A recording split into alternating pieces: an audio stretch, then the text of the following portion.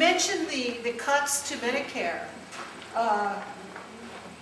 This is part of the Republican attack as well. I'm wondering what's the Progressive Caucus saying about that?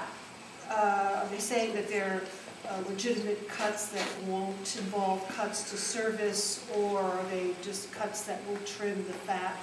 And the other thing I'd like you to just mention is the provision of not bargaining for cheaper drug prices. Let me give you the drug prices, because that's quite a straightforward question. The issue is, what does the bill do about reducing the price of drugs? It does do something. In fact, the amended bill that the Blue Dogs brought about does do something productive. It gives the Secretary of Health and Human Services, Kathleen Sebelius, the right to negotiate with the drug companies to bring down the price of drugs, but only those provided through Part D of Medicare.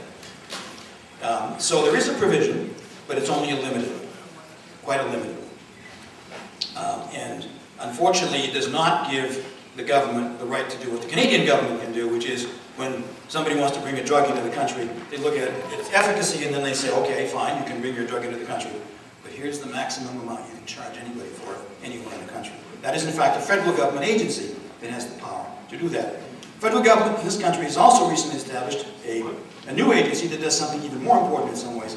It rules on the efficacy of drugs and in effect says, sorry, you can't bring that drug in, we've already got 19 that do it at least as well as yours does, so we don't need it on the market. Sorry, the answer is no.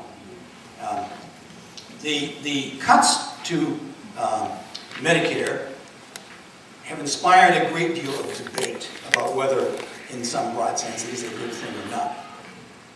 At this point, I don't think anybody knows because they're fairly generally stated. They have to do with, for example, cuts to SNFs, or Specialized Nursing Facilities, for example.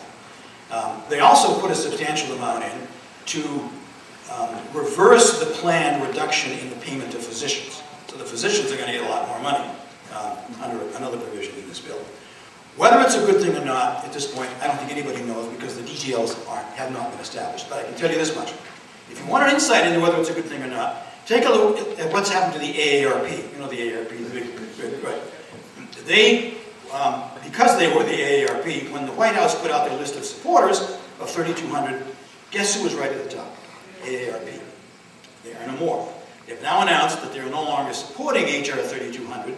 They're in favor of reform, they're in favor of some aspects, but they're no longer in favor of 3,200. And that's a statement made by their CEO fairly recently. But as of the 10th of August, they were still supporting it, but they are no more. Why? Did they say why? Not directly, no. I think the reason is that 60,000 of their 1.6 million members resigned because they endorsed 3,200, and basically they felt they didn't want to lose more members. I think it was probably more than that, but not a lot more than that. Not a question from the farmer? Farmers been on all sides of this issue.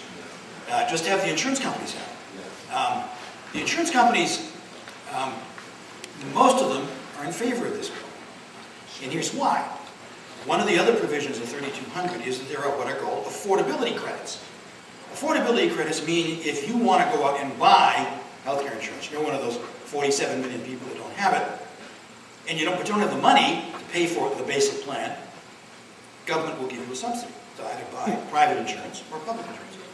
So that's going to mean a substantial number of new customers for either the public option or private insurance.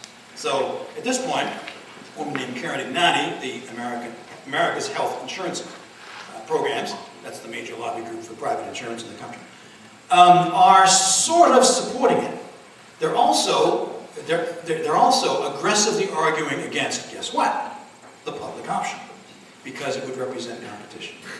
And if we don't get a public option, a large part of the reason why will be the effective lobbying from the private insurance companies.